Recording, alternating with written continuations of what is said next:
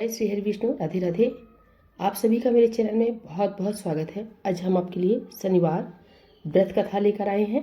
कथा पूरी सुनिएगा और अच्छी लगे तो प्लीज़ लाइक, चैनल को सब्सक्राइब जरूर कीजिएगा। एक समय स्वर्गलोक में सबसे बड़ा कौन के प्रश्न पर नवग्रहों में वाद विवाद हो गया। विवाद इतना बढ़ा कि परस्पर भयंकर युद्ध की स्थिति बन गई। निर्णय के लिए सभी देवता देवराज इंद्र के पास पहुंचे और बोले, हे देवराज, आपको निर्णय करना होगा कि हम में से सबसे बड़ा कौन है। देवताओं का प्रश्न सुनकर देवराज इंद्र उलझन में पड़ गए। इंद्र बोले, मैं इस प्रश्न का उत्तर देने में असमर्थ हूँ। हम सभी पृथ्वी लोक में उज्जैनी नगरी में राजा विक्रमादित्य के पास चलते हैं। देवराज इंद्र सहित सभी ग्रह देवता उज्जैनी नगरी पहुंचे। महल में पहुंचकर जब देवताओं ने उनसे प्रश्न पूछा तो राजा विक्रमादित्य भी कुछ देर के लिए परेशान हो उठे।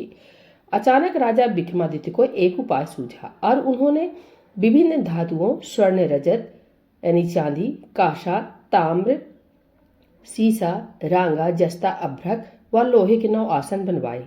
धातुओं के गुणों के अनुसार सभी आसनों को एक दूसरे के पीछे रखवाकर उन्होंने देवताओं को अपने अपने सिंहासन पर बैठने को कहा।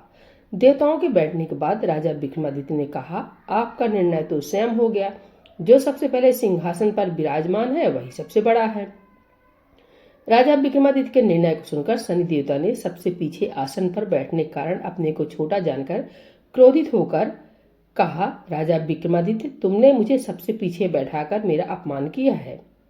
शनि ने कहा, सूर्य एक राशि पर 1 महीने, चंद्रमा 2.25 दिन, मंगल 1.5 महीने, बुध और शुक्र 1 महीने, बृहस्पति 13 महीने रहते हैं, लेकिन मैं किसी राशि पर 7.5 वर्ष तक रहता हूँ। बड़े बड़े देवताओं को मैंने अपने प्रकोप से पीड़ित किया है। राम को 7.5 के कारण ही वन में जाकर रहना पड़ा और रावण को 7.5 के कारण ही युद्ध में मृत्यु का शिकार बनना पड़ा। इसके बाद अन्य ग्रहों के देवता तो प्रसन्नता के साथ चले गए, परंतु शनिदेव बड़े क्रोध के साथ वहां से विदा हुए। राजा विक्रमादित्य पहले की तरह ही न्याय करते रहे। उनके राज्य में सभी स्त्री पुरुष बहुत आनंद से जीवन यापन कर रहे थे। कुछ दिन ऐसे ही बीत गया। उधर शनि देवता अपने अपमान को नहीं भूले। विक्रमादित्य से बदला लेने के लिए एक दिन शनिदेव ने घोड़े के व्यापारी का रूप धारण किया और बहुत से घोड़ों के साथ उज्जैनी नगरी पहुंचे। राजा विक्रमादित्य ने राज्य में किसी घोड़े के व्यापारी के आने का समाचार सुना तो अपने अश्वपाल को कुछ घोड़े खरीदने के लिए भेजा। घोड़े बहुत कीमती थे। अश्वपाल ने जब वापस लौटकर इस संबंध में बताया तो राजा विक्रमादित्य ने स्वयं आकर एक सुंदर व शक्तिशाली घोड़े को पसंद किया। घोड़े की चाल देखने के लिए राजा उस घोड़े पर सवार हुए तो वह घोड़ा बिजली की गति से दौड़ पड़ा। तेजी से दौड़ता हुआ घोड़ा राजा को दूर एक जंगल में ले गया और फिर राजा को वहां गिराकर जंगल में कहीं गायब हो गया। राजा अपने नगर को लौटने के लिए जंगल में भटकने लगा, लेकिन उन्हें लौटने का कोई रास्ता नहीं मिला। राजा को भूख प्यास लगाई। बहुत घूमने पर उसे एक चरवाहा मिला। राजा ने उससे पानी मांगा। पानी पीकर राजा ने उस चरवाहे को अपनी अंगूठी दे दी। फिर उसे रास्ता पूछकर वह जंगल से निकलकर पास के नगर में पहुंचा। राजा ने एक सेठ की दुकान पर बैठकर कुछ देर आराम किया।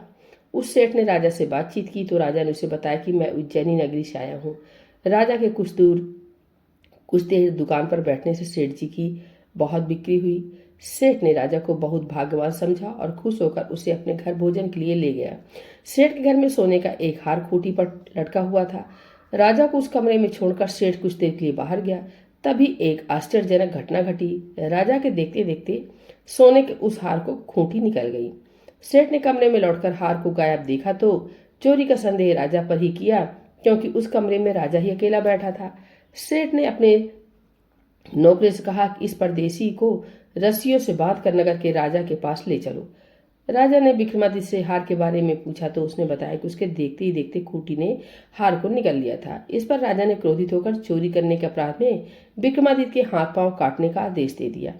राजा विक्रमादित्य के हाथ पांव काटकर उसे नगर की सड़क पर छोड़ दिया गया। कुछ दिन बाद एक तेली उसे उठाकर अपने घर ले गया और उसे अपने कोलू पर बैठा दिया। राजा आवाज देकर बैलों को हाँकता रहता। इस तरह तेली का बैल चलता रहता और राजा को भोजन मिलता रहा।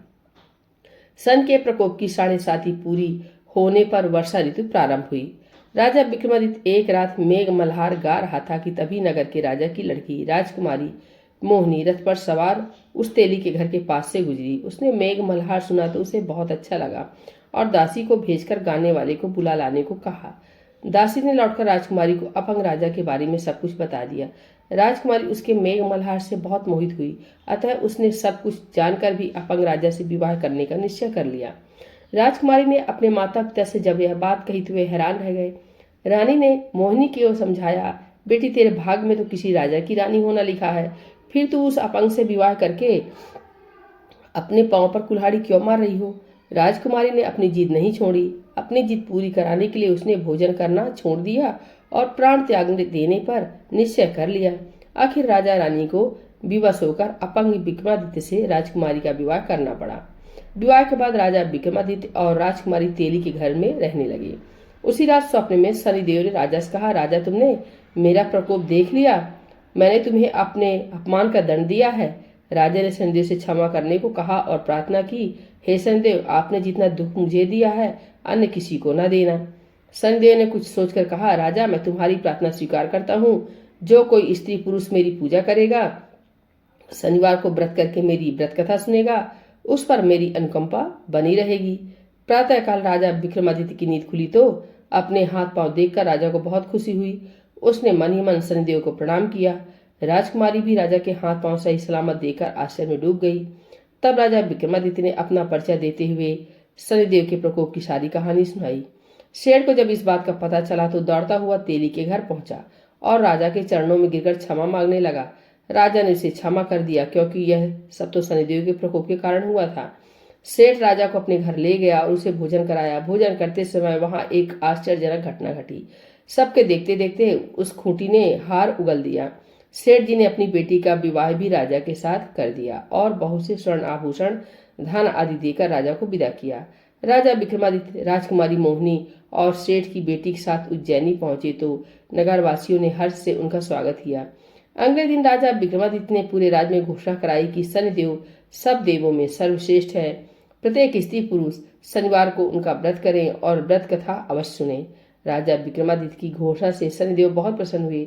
शनिवार का व्रत करने और व्रत कथा सुनने के कारण सभी लोगों की मनोकामनाएं शनिदेव की अनुकंपा से पूरी होने लगी। सभी लोग आनंद पूर्वक रहने लगे। बोलिए शनिदेव भगवान की जय, श्री हरि विष्णु की जय, चिरौलनाथ स्वामी की जय।